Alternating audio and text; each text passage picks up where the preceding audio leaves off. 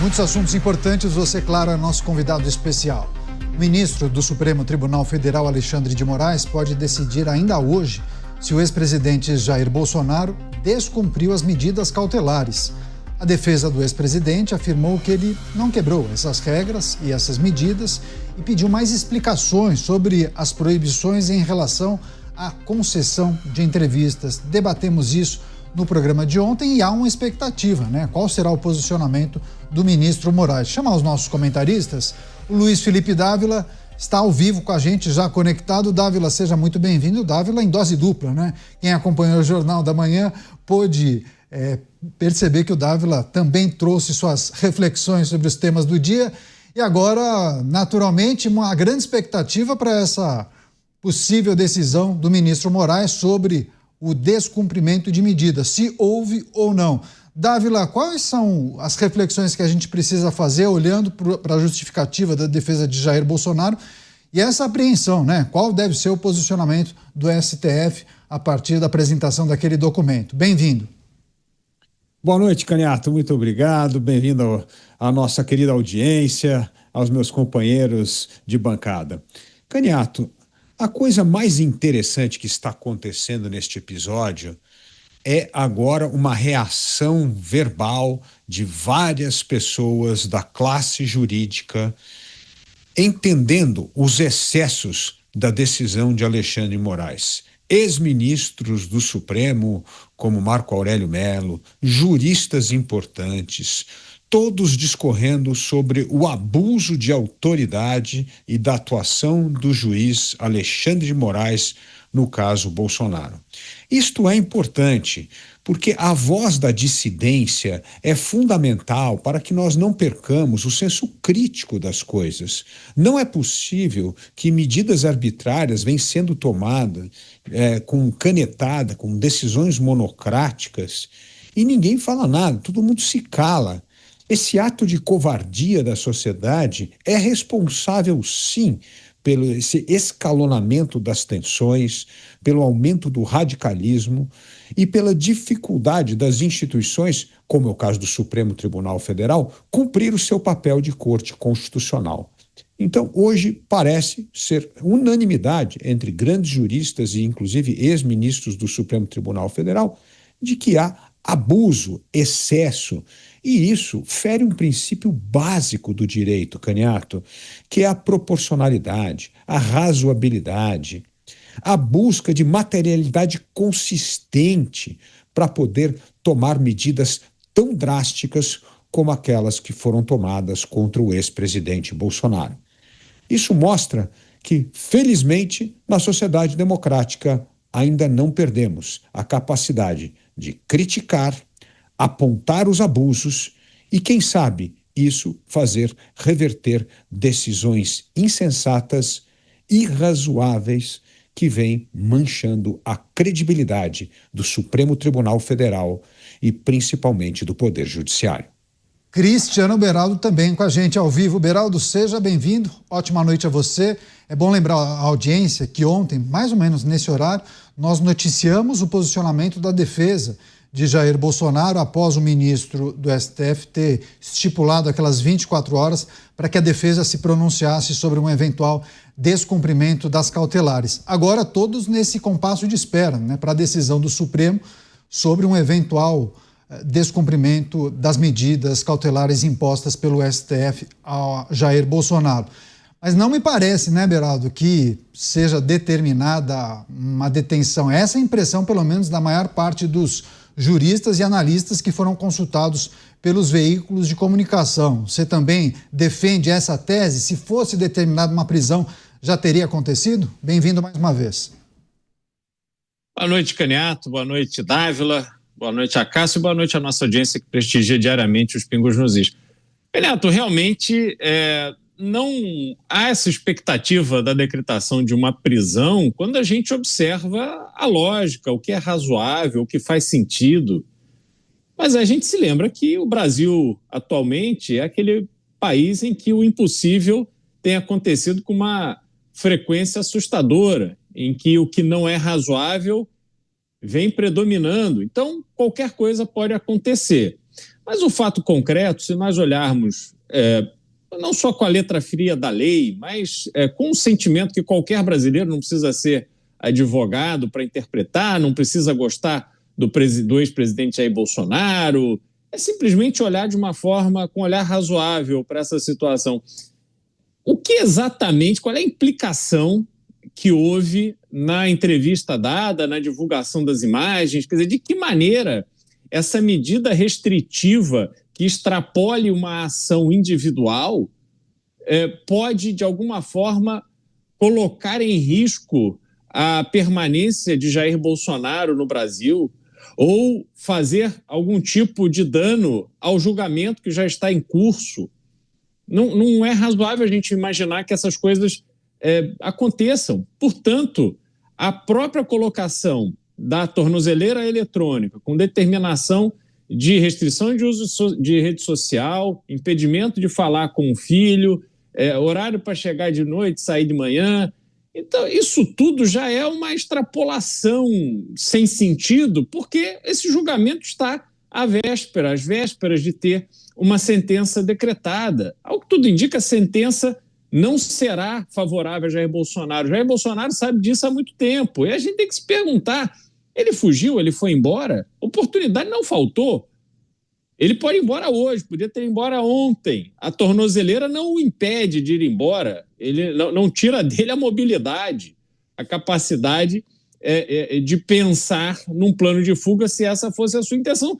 Mas ele não fez nada disso. Então, a gente vê que há aí uma forçação de barra que eu repito aqui, ela vem desde o início desse julgamento, né? O primeiro julgamento que eu vejo que tem a exibição de um filme, um clipe, que era para poder colocar os julgadores no clima do que foi o 8 de janeiro, aquele evento que aconteceu e os julgados nem lá estavam, né? E não há nenhuma comprovação de que eles que estavam ali organizando aquele evento. Então, a gente vê que esse é um caso atípico, sendo julgado de uma maneira completamente atípica e que as decisões tomadas também são muito atípicas.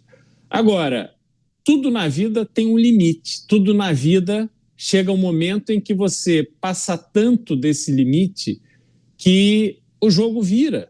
E a gente torce para que, pelo menos, se cumpra o rito processual, que, pelo menos, haja aí essa sentença, e que a sentença, sendo pela prisão, que tudo indica será, porque a gente já fala isso aqui desde antes do julgamento começar, essa era a disposição declarada dos julgadores, então aí sim ele vai cumprir a prisão dele, vai cumprir a sentença dele. Mas antecipar isso me parece uma forçação de barra que pode ter consequências bastante danosas. Qual será o posicionamento do ministro do Supremo Tribunal Federal? Quais são os caminhos possíveis e os prováveis? Acácio Miranda com a gente. Vai fazer esse exercício aqui. É preciso olhar para a apreensão de muitos em relação a essa possibilidade de uma decretação de prisão ou até um despacho adicional, né, Acácio? Seja bem-vindo, uma ótima noite a você. Havia uma certa dúvida, né? Pelo menos a defesa de Jair Bolsonaro externou essa dúvida sobre os limites para o seu cliente, né? O que ele pode fazer? Pode conceder entrevistas? Se ele simplesmente não utilizar a sua rede social, já não caracterizaria respeito àquela decisão inicial? E aí eu lhe pergunto, é praxe um juiz, um desembargador, um ministro do Supremo emitir um despacho adicional explicando de forma mais detalhada? E se isso acontecer, não seria a confissão de que a primeira peça foi mal feita, mal redigida? Boa noite, Caniato, boa noite, Dávila, boa noite, Beraldo, e boa noite especial à nossa audiência. Há, no processo brasileiro, Caniato, um recurso pós-sentença chamado embargos de declaração. O que são os embargos de declaração? Quando há dúvidas, quando há eventuais omissões, quando há eventuais obscuridades numa decisão terminativa de mérito, a defesa ou qualquer das partes pode interpor este recurso exatamente para que o órgão responsável por aquela decisão explique os seus limites. Portanto, não é algo diferente do dia a dia dos operadores do direito.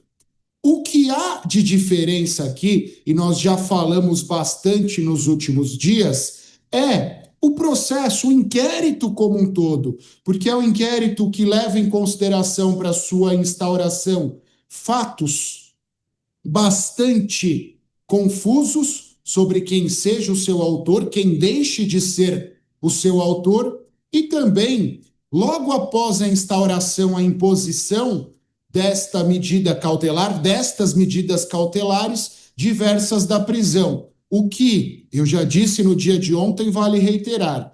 A prisão preventiva, ela tem 4 fundamentos para sua decretação. E as medidas cautelares são aplicáveis quando, em tese, há fundamentos para a decretação da prisão preventiva em substituição a esta. Significa que há necessidade que estes fatos que ensejam as medidas sejam efetivamente indicados, o que também não é algo muito cristalino na decisão do Supremo Tribunal Federal. E, por fim, como é um caso notório, como envolve medidas cautelares que vão além daquelas previstas na legislação, é de bom tom que o órgão responsável por esta decisão indique quais são os seus limites e aprofunde a descrição destes limites. Significa o quê? Significa que o Supremo Tribunal Federal, e até foi uma estratégia muito bem delineada pela defesa técnica do ex-presidente, no sentido que faltam elementos, mais do que justificar o que eu fiz, eu vou questionar quais são os limites, para que o Supremo indique quais são esses limites, ao invés, num posicionamento absurdo e desarrazoado, converta as medidas cautelares em prisão preventiva. E há um ponto que eu reputo essencial. Até aqui, nós tínhamos discussões polarizadas. No Mensalão foi assim, na Lava Jato foi assim, nesse processo é assim. Quem defende os acusados fala que há excessos. Quem não gosta dos acusados fala que os tribunais estão agindo corretamente. E hoje, neste contexto, independentemente dos crimes investigados lá e dos crimes investigados aqui, há, pelo menos para nós, operadores do direito, algo muito parecido. Um atropelo da legislação, um atropelo das regras constitucionais a pretexto de fazer justiça ao caso concreto.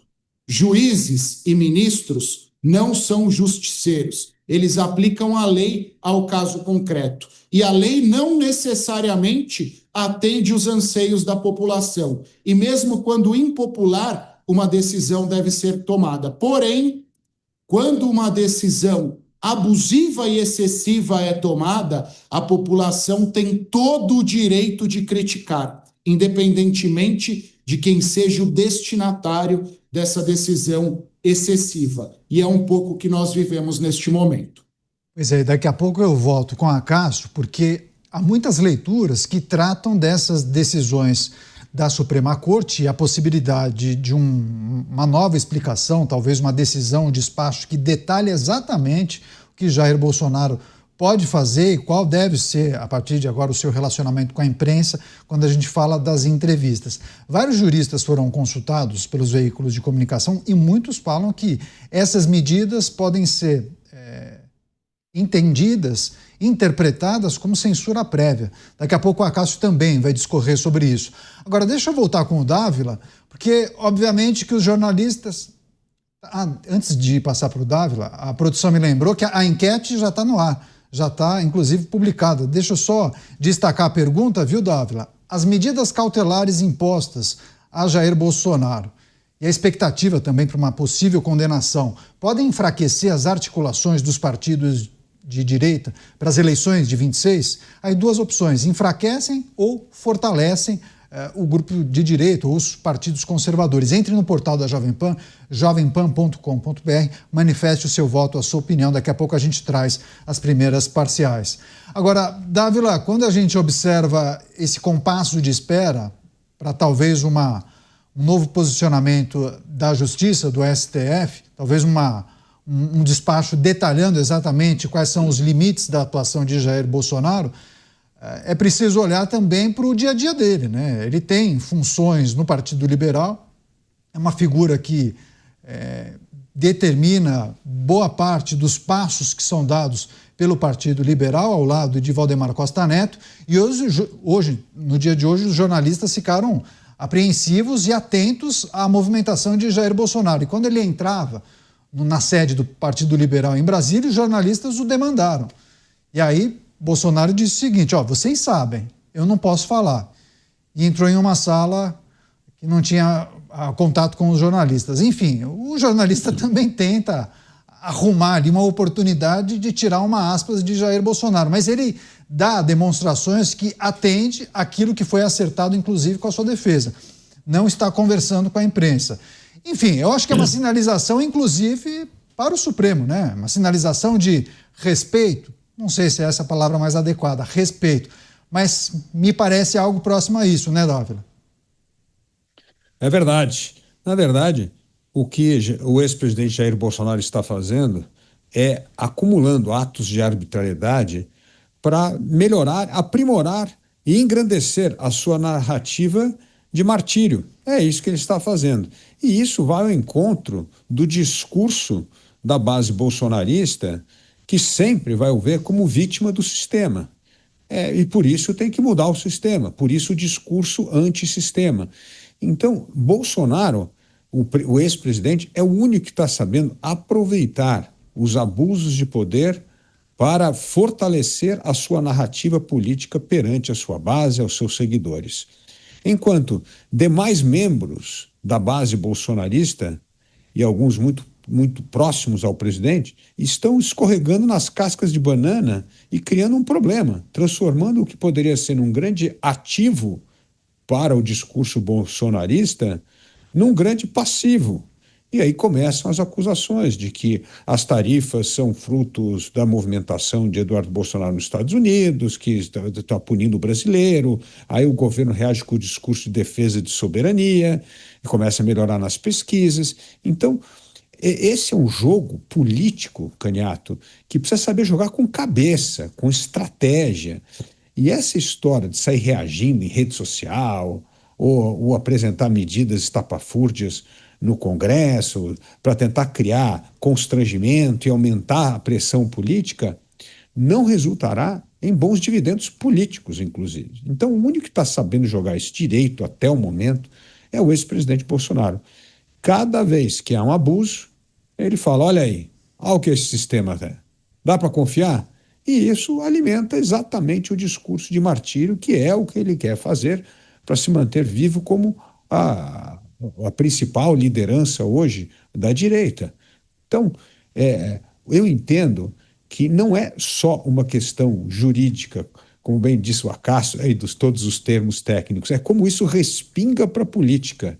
E isso está respingando da política de forma que o governo conseguiu sair da corda onde estava, da baixíssima popularidade, por causa dessa situação desastrosa do Brasil, de juros altos, inadimplência alta, inflação alta e escândalos de corrupção no INSS, e aí dá atenção, transforma o presidente Trump no seu grande álibi. Então, todas as nossas discussões agora, até o dia 1º de agosto, elas se resumirão nas tarifas brasileiras.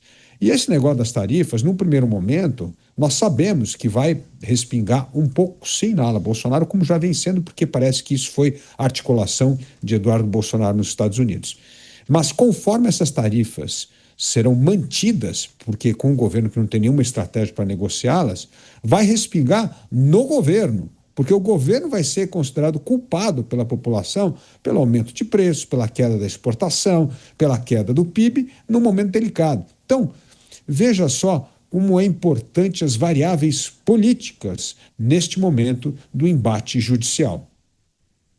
Pois é, tenho aqui muitas mensagens, daqui a pouco eu vou trazer também as manifestações das pessoas que nos acompanham. Agora, Beraldo, é preciso também olhar para a situação que envolve Jair Bolsonaro e o filho Eduardo, mas fazer uma reflexão de que maneira isso atrapalha ou até turbina movimentos políticos de olho nas eleições ou não, né? Ainda no bojo das discussões que envolvem também a reversão do tarifaço e por aí vai. Puxando também o questionamento que a gente fez para a nossa audiência na nossa enquete do dia, de que maneira essa situação que envolve principalmente Jair Bolsonaro interfere no andamento daquele roteiro esperado de desafios para os partidos conservadores e liberais. Neto, tudo que está acontecendo tem a ver com eleições.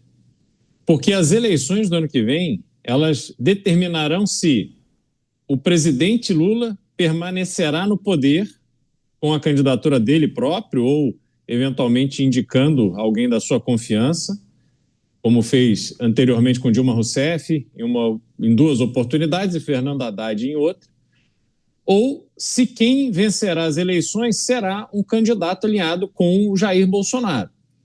Esse resultado eleitoral é fundamental para os dois lados. Lula, que está tendo um desempenho péssimo na presidência da República, nesse terceiro mandato, um Brasil que não consegue pagar as suas contas, estamos vivendo o caos fiscal, um Estado inchado, ineficiente, ingovernável. A gente sabe que se não houver para eles a permanência no poder, o próximo governo fará uma auditoria detalhada para entender todos os absurdos que foram cometidos por esse governo e ir atrás dos responsáveis. A questão da fraude no INSS, ela não morreu.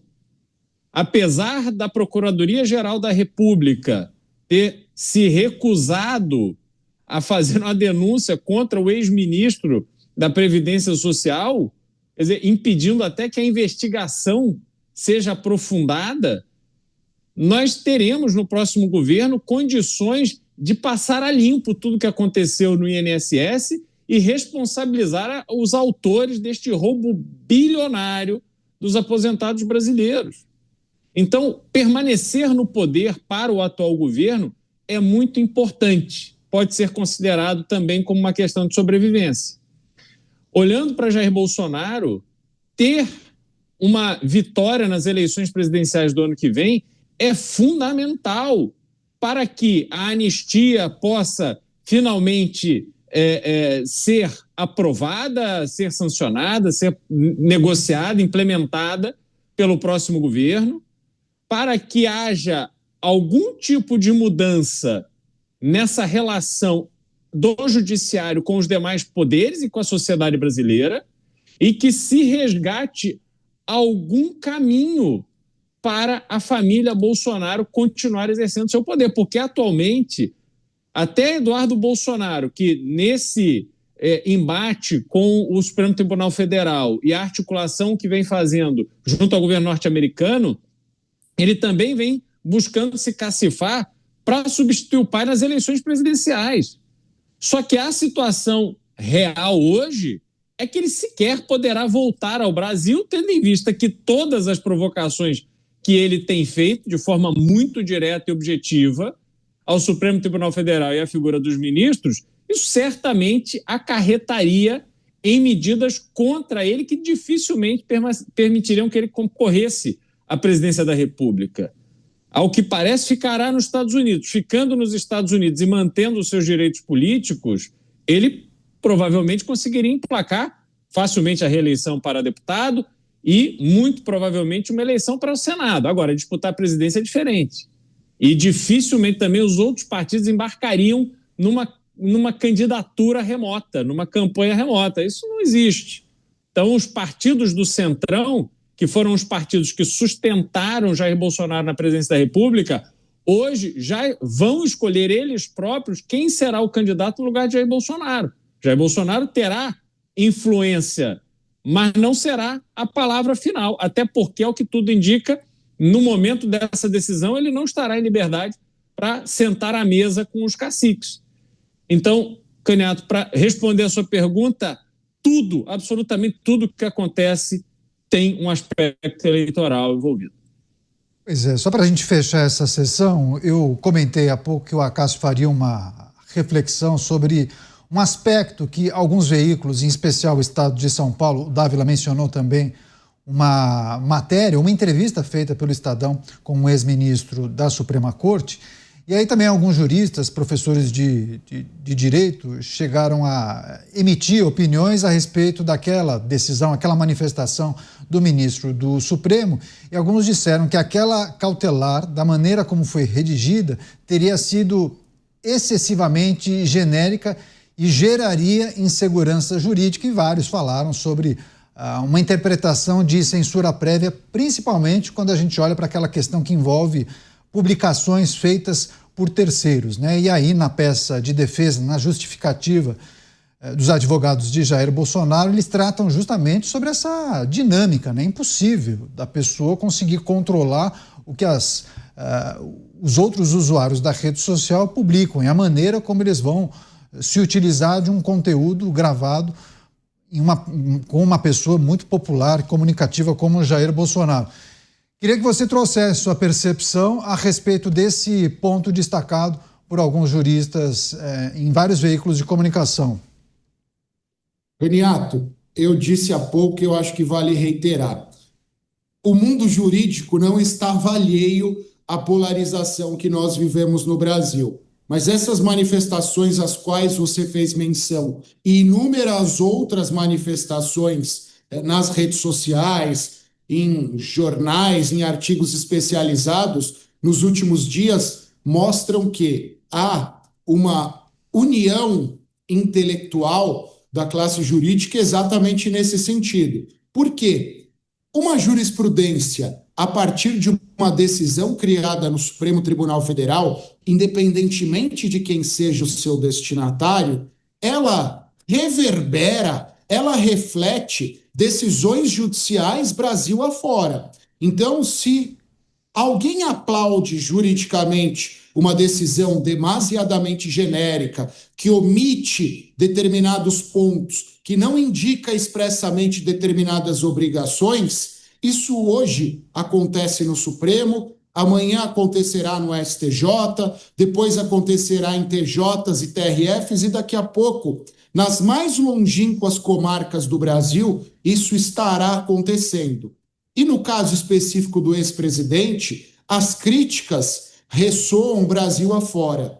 No caso de alguém que está lá em Porangaba, na minha cidade, e sofre eventualmente os efeitos de uma decisão como essa, não há quem possa gritar por ele, não há quem possa protestar por ele. Então, é óbvio, no meu entendimento, que a classe jurídica esteja atropelando posicionamentos políticos pessoais em prol da aplicação das regras constitucionais, em prol da aplicação das normas legais, porque ao fim e ao cabo são essas que precisam prevalecer. No final das contas, seja você entusiasta de A, seja você entusiasta de B, você quer que o texto constitucional, que as determinações constitucionais e as determinações legais prevaleçam independentemente de qualquer coisa. E é óbvio, nós já discutimos aqui ao longo da semana, vale reiterar, esta decisão é demasiadamente genérica e por ser demasiadamente genérica e impor restrições, é óbvio que ela dá margem à interpretação. E um último ponto que também foi citado muito por nós ao longo dessa semana é: as restrições de direito penal e de processo penal são individuais. Não há sanções penais, não há restrições penais que possam ir além daquele indivíduo responsável por aquele fato. E há, nesta decisão, esse aspecto que é muito discutível. Ele não pode trazer consigo o seu celular, ele não pode abrir uma live, mas ele não tem ingerência, ele não tem controle sobre atos de terceiros e, obviamente, não pode ser responsabilizado por isso. E aí vem um outro ponto, esse terceiro que encontre, você deu um exemplo muito feliz, este terceiro que encontre o ex-presidente nas ruas e resolva filmá-lo, vai ser punido por isso? Não sendo objeto desta medida cautelar? É óbvio que não. Então, neste contexto, Eu confesso que eu não gosto de falar dessa tal censura prévia, porque as pessoas acabam exagerando, as pessoas acabam confundindo determinadas restrições com censura. Porém, neste contexto, há, evidentemente, censura a terceiros. E isso é inadmissível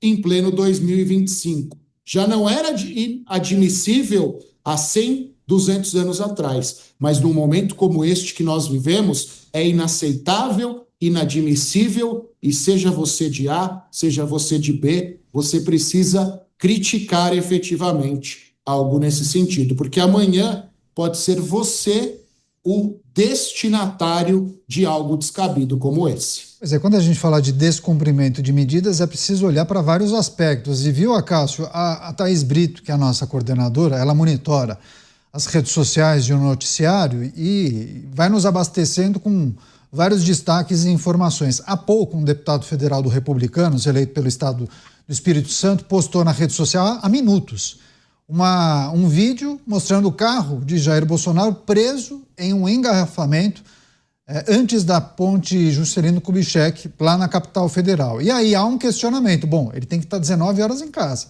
7 horas da noite. Está preso no engarrafamento, agora 18h32. Pegando como exemplo essa postagem, que eu não sei exatamente qual é o questionamento deles, mas se há essa preocupação de Jair Bolsonaro eventualmente não chegar em casa até as 7 da noite. Qual é o rigor que a Justiça observa um eventual descumprimento de uma medida por conta de um problema alheio à vontade daquela figura? Caso ele atrasasse minutos, já seria motivo para uma sanção, uma punição da Justiça? Ou existe uma flexibilidade para você entender exatamente quais são as dificuldades daquela pessoa? Caniato, eu não vou usar o termo flexibilidade, porque o termo flexibilidade é muito amplo. Vou usar outros dois termos, razoabilidade e proporcionalidade. Em havendo justificativa para o descumprimento pontual de algumas das restrições impostas pela medida cautelar, é óbvio, portanto, proporcional e razoável, que ela não seja revogada e, consequentemente, não seja convertida numa prisão preventiva. Vou dar um outro exemplo para além deste do engarrafamento. Vou dar um exemplo relacionado à saúde do ex-presidente. E vou até tirar o ex-presidente do exemplo, supondo que alguém que viva em São Paulo, na cidade de São Paulo, esteja sujeito a uma medida cautelar diversa da prisão, que é uma medida de recolhimento após as 19 horas. E essa pessoa seja o único responsável por um parente idoso, e esse parente idoso passa mal durante a madrugada.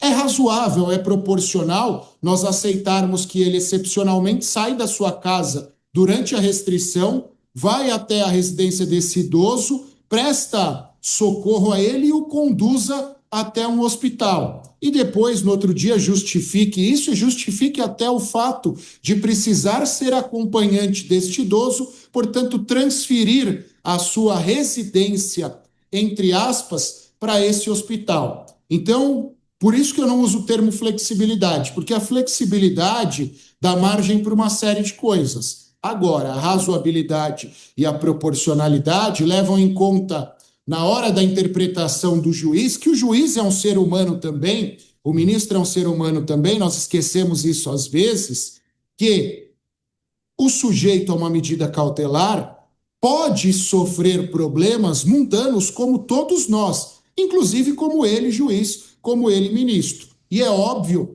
que isso deve ser interpretado a partir de razoabilidade e proporcionalidade. Todos nós podemos pegar um engarrafamento que não estava previsto. Nós aqui já atrasamos, inclusive, eventualmente, para começarmos o programa, para nos apresentarmos ao programa, por conta de fatos alheios à nossa vontade. Se essa interpretação fosse estrita, por conta de 3 minutos de atraso, olha, você está dispensado. É mais ou menos essa coisa. É algo que independe da vontade. É óbvio que a justiça vai, de forma proporcional, levar em conta. Pois é, a gente segue monitorando essa situação que envolve o engarrafamento na capital federal, em Brasília, e também, muito provavelmente, daqui a pouco, Jair Bolsonaro conseguirá chegar à sua casa. Qualquer novidade a gente traz aqui.